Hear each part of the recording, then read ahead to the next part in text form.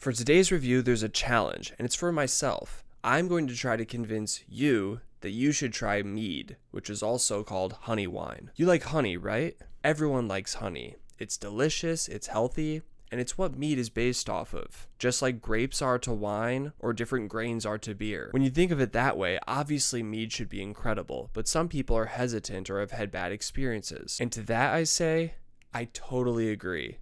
I also have had meads that I find completely awful.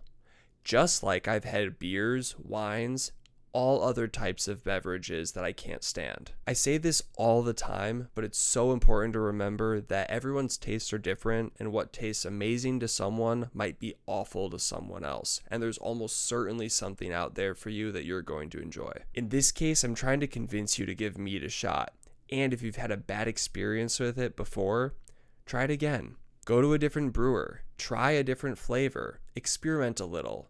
I'm almost certain that you're going to find something that you really enjoy. Today, I'm going to be drinking a pretty unusual mead that I'm quite familiar with. It's from Standard Meadery in Villa Park, Illinois, and I've got to say, this place has not once let me down, and I have been regularly going there for a while. If I remember correctly, I think this might be one of the top-ranked meaderies in the US, or maybe even the entire world, but don't quote me on that. If not, it should be. Now, for those unfamiliar, a mead, also known as a honey wine, has a base of fermented honey and usually clocks in similarly to a wine with an ABV in like the 13 to 14% range, meaning that it's typically a smaller serving that you'd get, as well as often a more viscous or syrupy consistency, as well as being incredibly sweet. Those are called still meads, and today I'm not reviewing a still mead, but instead a session mead, which has become a lot more popular these days and is more akin to a cider or a seltzer, where they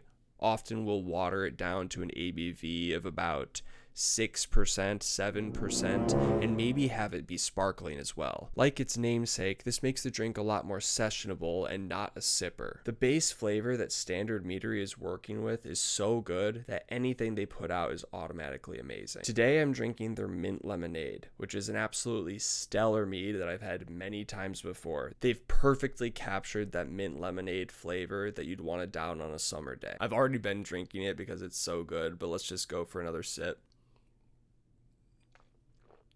The thing I focus on with the meads is really the honey undertones and the base, which sets it apart from a wine, a beer, a seltzer, or really any other kind of mixed drink. Standard Meadery really excels at having those honey undertones shine through underneath the flavor, in this case the mint lemonade. This is so sweet and delicious, I could see myself drinking this literally anytime. You can expect to hear about more meads from me, as well as Standard in particular, because as is their namesake, they really set the standard for what a perfect mead should be. Thank you so much for watching. Let me know about your experiences with mead in the comments. I'd love to hear about what you've tried, what you've liked, what you've disliked, and if you're interested in trying something again.